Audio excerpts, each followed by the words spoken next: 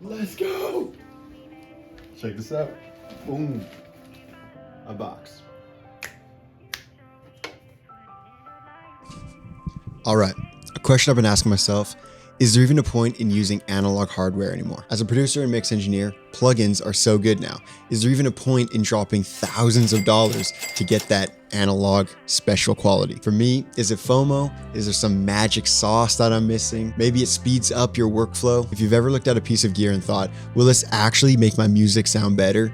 This video is for you. Because even if this unit doesn't particularly inspire you, the idea behind it absolutely should. Understanding why people still choose to use analog gear can save you years of trial and error, chasing tone, vibe, all in the box. So here's the truth. I didn't buy that unit right there out of hype. It's actually the Mark 1 and there's already a Mark 2 out. So it's not this hype new thing. I got tired of one thing. My mixes always had this digital sheen. I couldn't shake it, no matter how much saturation, no matter what instruments I would play in, from tracking to mixing to mastering, everything had this pristine, clean feel. Too clean. I would record everything into my Apogee preamps and I would use VSTs like Omnisphere and Serum. You stack all of it together and it's really hard to get a warm, gooey, chewy feel. Some people would tell me all you need is Decapitator and some talent to get some nice warm mixes. And they're probably right.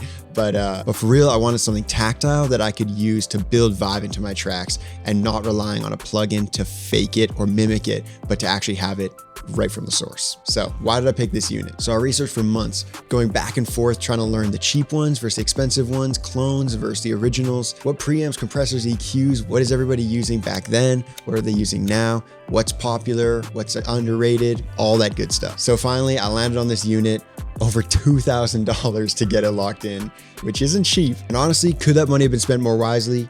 Maybe. For me, I wanted to address my major pain point, which was lack of warmth in my mixes, masters, and tracking in general. So today, I want to break down 3 major questions for you and for me. Question number 1, does it actually fix the digital feel? Number 2, does hardware slow you down or speed up your workflow? Number 3, is it better for small studios or home studio setups to get analog gear? Of course, you could rent a studio and use all the fancy, expensive gear there, but in a home studio environment, is it worth it or better to invest elsewhere? To answer these questions, I think we got to cook up an R&B beat. I'll track everything with and without the silver bullet, and we can make a decision together. Did I waste over $2,000 on this unit? All right, let's move on to cooking up the beat. Just before we get started, I'm gonna have the loop and the beat available on my Patreon, which you can download and cook up with. All right, let's get to it. For this R&B cook-up, we're gonna use VSTs, we're gonna use live instruments, we're gonna make a custom vocal sample so we can put it all through the paces and see what we can do here. Start off with this progression and a vocal that I had in my head. And apologies for the mediocre singing.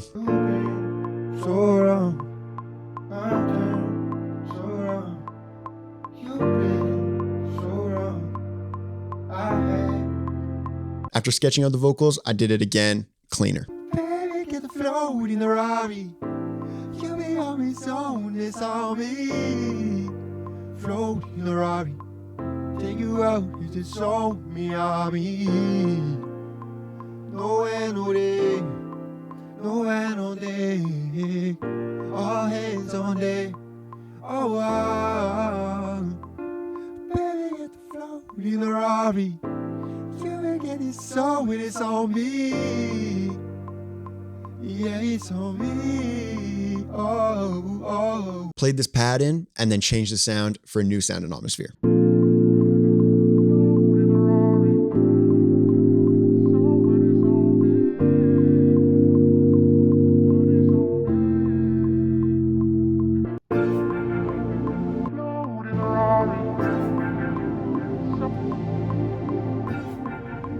Then this little pluck, and you guessed it, Omnisphere.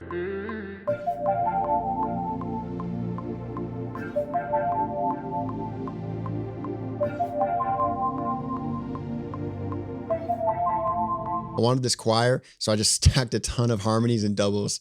I went up,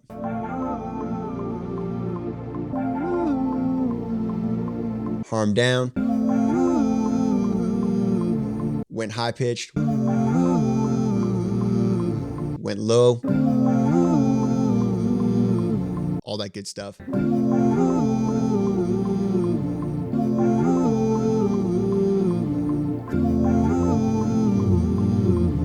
This is where we land. Then added this ad-lib. It's so like me. It's unlike me.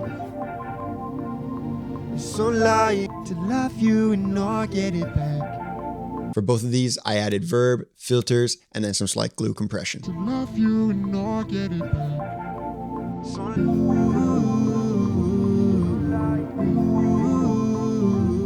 Next, I added this kind of plucked e-piano sound. It's from Serum.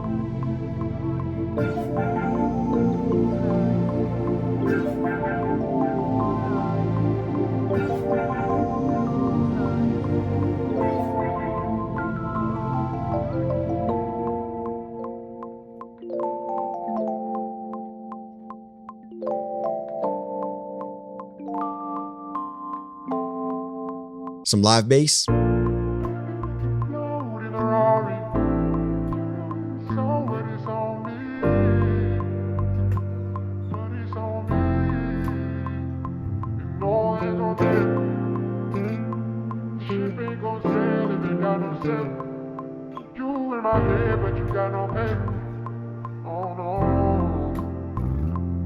All right, let's get to the drums. Kick.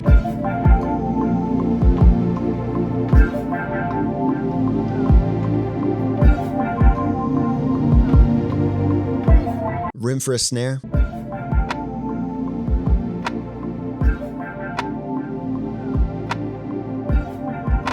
Hi-hats.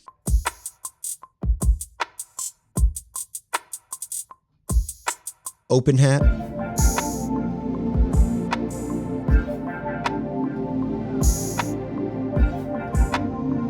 Percussion. 808.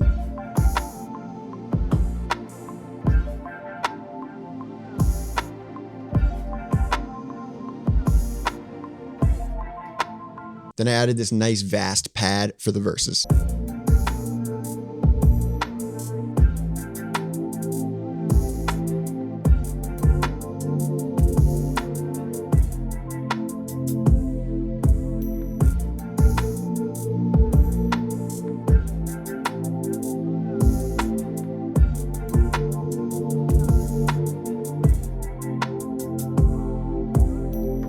If you enjoy cookups like this, alongside conversations about gear, productions, and playing live instruments, I would love to have you join this crew and hit that subscribe button. Loop and the beat are going to be on Patreon. So here's the test. In the box versus the analog gear. I'm going to A/B them throughout the beat and we can see which one we like more. Okay, Max.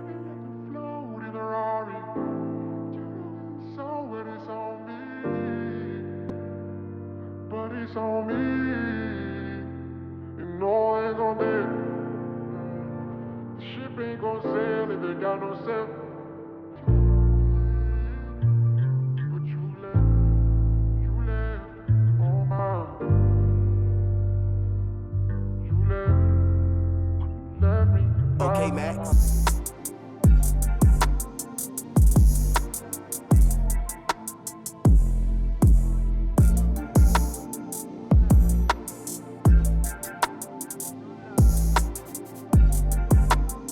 I prefer the analog gear. I think it sounds sick. It gives it just a bit of mid richness and some low end warmth. I'm also really liking the top end on that EQ that it's got. It just feels really rich and very clear. But I'm a little bit biased because one, it's a brand new piece of gear in the studio, and two, I spent a ton on it. If I were to say something that maybe I messed up on was I probably overdid the preamps a little bit with all the different tracks because I was so excited to use that analog preamp warmth. I would also say recording vocals and bass with those preamps was honestly a bit of a game changer. The bass felt way more punchy and way more alive, and the vocals especially had a richness and warmth that I haven't heard from my voice recording in the studio. The time it took to bounce out of my interface into the machine and back in honestly didn't affect me too much, but it did take a little bit of time to get used to, but it's very similar to when I'm reamping with my electric guitar, so I'm used to the process of that. Overall, I'm really excited with how it's feeling. There's still so much to learn and improve in both workflow and just getting comfortable with an analog unit for me, but I think that having improved quality from the source is going to save me so much time in the long run. So to answer the questions, so question number one, did it fix the digital vibe?